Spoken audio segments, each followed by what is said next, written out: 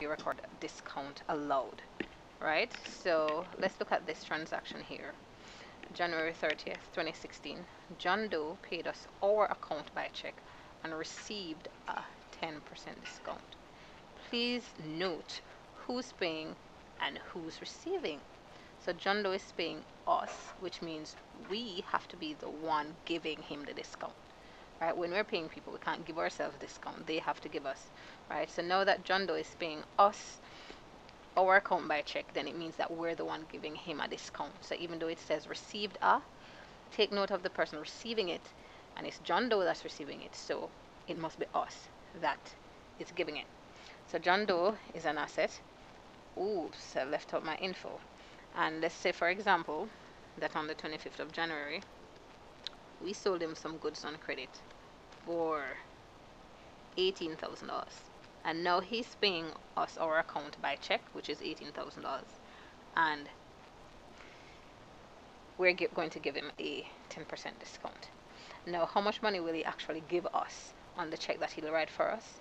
He will give us the $18,000 minus the 10% discount, which sounds like $16,200 because the discount is $1,800.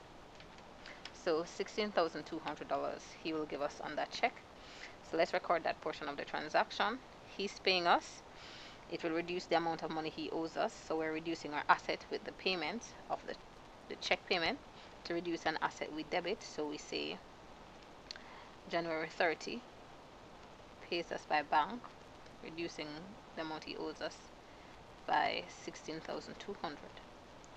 And yes, we're getting money into our bank account. He's paying by check. Bank is an asset. To increase an asset, we debit. We say January 30, debit this bank account. John Doe, $16,200. And then we go now to record the discount allowed portion of the transaction, the discount that we're giving him.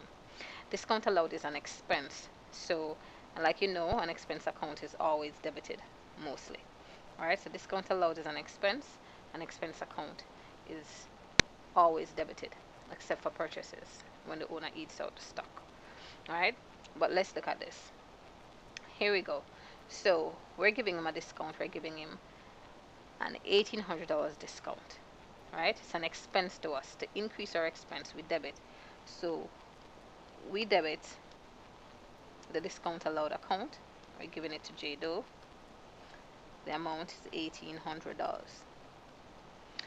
When we give J Doe a discount, will that decreases the amount of money he owes us? Yes, it will. So we're decreasing our asset when we give discounts. To decrease our assets, we credit. So we say January 30, discount allowed, $1,800. And that's how we record this transaction. So toodles.